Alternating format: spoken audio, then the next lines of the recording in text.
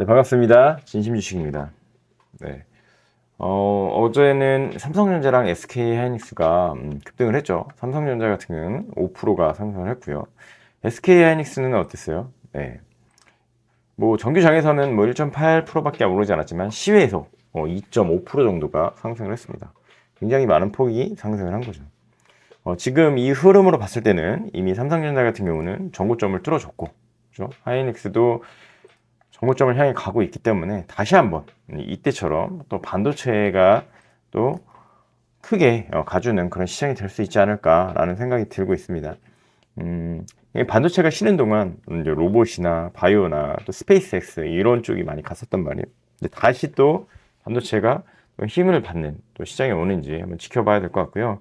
그런 의미에서 제가 이제 반도체에 좀 어차피 삼성이랑 SK 하이닉스는 그냥 보시면 되는 거고, 중소형주 중에서 뭐 소형주까지는 아니고 뭐 중형주 중에서 어떤 종목들을 좀 보셔야 되는지 또 뒤에서 말씀드릴게요. 그 전에 제가 먼저 한 가지 오늘 말씀드리고 싶은 거는, 여러분들이 주식을 하시면서 일봉 차트를 보잖아요. 차트가 중요하죠. 저는 재료를 더 우선적으로 보지만 차트와 수급도 굉장히 중요시 여기는 사람입니다. 당연히 차트라는 것은 이런 봉도 포함하지만 이 거래 대금까지도 포함한 개념이라고 생각을 합니다. 자, 그런데 여러분들이 이 차트를 볼 때 어떤 기준점을 삼아야 되는 것들이 있잖아요. 그 기준점에 대해서 잠시 설명을 한번 해볼게요. 우리가 기본적으로 우리 이동평균선을 이렇게 설정을 해놓잖아요. 저 같은 경우는 이제 검은색이 480, 2년선, 이게 241년선, 이게 121선, 61선, 21선, 11선, 5일선 이렇게 이동평균선을 설정해놓고 보는 편인데, 이동평균선이 우리가 흔히 지지선이라고 생각을 합니다. 지지선이라고 생각을 해요. 그런데 내가 만약에 세력이다, 그럼 여러분들은 어떻게 할 것 같으세요? 사람들이 전부 다 하나같이 21선에서 이게 반등할 거라고 생각을 할 거란 말이에요. 그죠? 뭐 차트를 안 보시는 분들도 있지만 대부분 뭐 5일선, 11선, 뭐 21선, 뭐 61선, 뭐 요 정도 121선까지는 대부분 이제 공통적으로 보는 것 같아요. 그러면 조정을 준다라고 했을 때 많은 사람들이 21선을 지지선으로 생각하면 은근히 여기다가 이렇게 스탑로스를 걸어두는 경우가 있어요. 스탑로스, 이제 자동 매도 주문인 거죠. 그러면 예를 들어서 그러면 여기에서 한두 호가 정도를 뭐 좀 보수적으로 해서 내려서 걸어놨다 하더라도 내가 세력이면 어떻게 할까요? 내가 세력이면 얘네들을 만약에 털고 간다, 저 같으면 무조건 깨고 가요. 왜? 이걸 깨야지 손절할 사람들이 손절을 하니까. 이해되세요? 물론 이런 식으로 21선을 잘 타고 뭐 11선을 안 깨고 이렇게 가는 경우들도 많이 있습니다. 많이 있어요. 그런데 조정을 준다라고 했을 때 어느 정도 세력들, 이 세력이란 말은 그냥 작전 세력이라기보다는 기관이든 외국인이든 어떤 그런 주식에 영향을 줄 수 있는 그런 주체를 얘기하는 거고요. 그리고 주체들이 개인들을 털고 간다라고 했을 땐 저는 웬만하면 이런 데를 다 깨고 간다라고 생각을 합니다. 이해되세요? 그래서 이런 식으로 봉이 깨지 않더라도 이렇게 꼬리를 달아서 이렇게 깨고 가는 경우들이 많다. 얘 같은 경우 결국 내려앉아있죠. 그러면 이동평균선을 애매하게 깨고 내려왔어요. 그러면은 그 다음으로 여러분들이 기준점을 잡아야 되는 게 뭘까요? 그 다음 이동평균선이 무조건 있겠죠. 근데 일단은 여기까지 빠질 수 있다라고 기본적으로 생각을 하시고, 중간에서 만약에 이게 지지가 된다 하면 전저점이 되겠죠. 전저점. 요 부분. 근데 이게 삼성전자거든요. 사실 대형주 같은 경우는 이런 움직임이 생각보다 중소형주보다는 덜한 편이에요. 그런데도 보면 전저점을 어떻게 했죠? 꼬리로 깨고 가죠. 꼬리로 깨고 가죠. 자, 이런 것들을 여러분들이 항상 생각을 하셔야 되는 거예요. 기준점을 잡으실 때 이동평균선이든 전저점이든 약간 밴드의 형식으로 이 부분은 언제든지 깨질 수 있다. 그럼 이걸 계속 생각하다 보면 우리가 손절을 못 한단 말이에요. 손절. 왜? 이거 좀 깨도 이거 진심이가 얘기했던 것처럼 이거 잠깐 페이크로 깨고 올라가는구나 하다가 이제 쭉쭉쭉 떨어지는 경우를 또 맞는단 말이에요. 참, 그러니까 주식이 어렵죠. 그죠? 그러니까 주식이 어렵습니다. 그래서 제가 말씀드리고 싶은 건 뭐냐, 기준선을 정하였으면 스탑로스 걸어두는 거 좋습니다. 거기까지 다 괜찮아요. 그런데 스탑로스를 걸어줘서 팔렸죠. 팔리고 나서 어느 정도까지는 여러분들이 지켜보셔도 되는데, 제가 원하는 건 이런 거예요. 분봉상으로, 예를 들어서 분봉상으로 이런 거 있죠. 내가 스탑로스를 분봉상에 예를 들어서 여기다 걸어놨어요. 여기다 걸어놨어. 여기 지금 이게 240분 분봉상인데 어쨌든 여기다 걸어놨다고 쳐봅시다. 여기 깼죠? 그럼 팔렸어. 팔렸어. 내가 스탑로스를 했든 내가 내 손으로 눌렀든 간에 이게 팔렸어요. 그러면 요 부분에서 다시 지지받아서 올라가는 그런 자리들 있죠. 뭐 요런 자리들. 이런 자리들 같은 데서는 다시 지켜봤다가 매수할 수 있는 용기도 때로는 필요하다. 어떨 때? 재료나 시황이나 그 수급이라든지 뭐 이런 것들이 어느 정도 확신이 있을 때. 이해되세요? 손절을 생각하고 했을 때는 일단은 던지는 게 맞고, 다시 그 손절 라인을 지지해주거나 회복해주는 그런 흐름이 나왔을 때는 다시 살 수 있는 용기도 필요하다. 뭐 이런 말씀을 드리고 싶은 거죠. 한비반도체라는 종목을 한번 볼게요. 자, 일봉상으로 이렇게 되어 있는데, 만약에 내가 이거를 조정을 하는데 개미들을 털고 싶다. 21선 깼죠? 그 다음은 어디예요?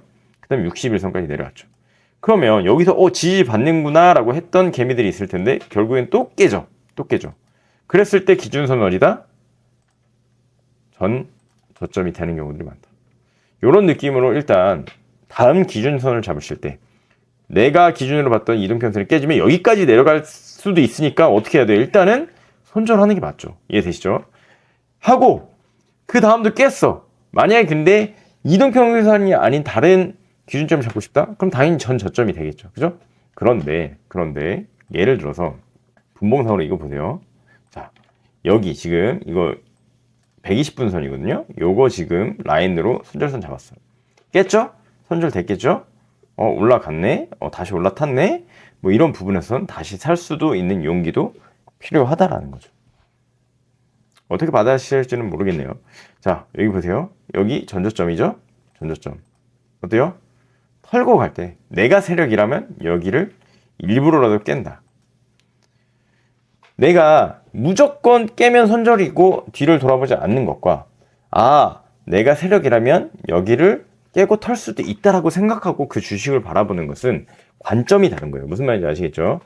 관점이 다르다. 내가 수급이라든지 재료라든지 이런 면에서 확신이 있다라면 이런 부분을 회복시켜 줬을 때 다시 털고 올라갔을 때 다시 매수할 수 있는 용기도 필요하다. 이걸 좀 오해하지 않으셨으면 좋겠습니다. 제가 지금 하는 말들을 이해하신 분들은 잘 이해하셨을 거라고 생각을 하고요. 만약에 여러분들이 반도체가 지금 삼성이나 하이닉스가 워낙 잘 갔기 때문에 다음 주부터도 저는 좋은 흐름이 이어질 수 있을 거라고 생각합니다. 물론 미장에서 반도체가 좀 미적지근하긴 했어요. 미적지근하긴 했지만 어찌됐건 수급도 굉장히 삼성전자 같은 경우 정고점 뚫어주면서 많이 들어왔고, 물론 이 정고점 들어오고 나서 쭉쭉 가겠어요. 당연히 이제 조정받고 갈 수도 있겠죠. 그랬을 때 나는 삼전이나 하이닉스를 사기 싫다 하시는 분들에게 그러니까 매수 추천을 드리는 게 아니라 저는 좋게 본다라는 건 이제 저스템 이런 종목들이에요. 저스템 왜 좋게 보냐? 밑에서부터 올라왔죠. 얘는 무상증자 때문에 지금 올라왔거든요. 근데 어쨌든 반도체 섹터의 흐름이 좋은데 무상증자에 지금 정고점이 그렇게 멀지 않다라고 했을 때 이런 정고점을 트라이하러 충분히 갈 수 있는 흐름이 나올 수 있다. 원익 IPX 같은 경우도 이전에 많이 상승을 했던 주식이 충분히 조정을 받고 박스권에서 다시 한번 상승을 해서 이전 고점까지 갈 수 있는 흐름 뚫을 수도 있겠죠. 에이펙트 같은 경우는 정고점을 이미 뚫어 올린 모습.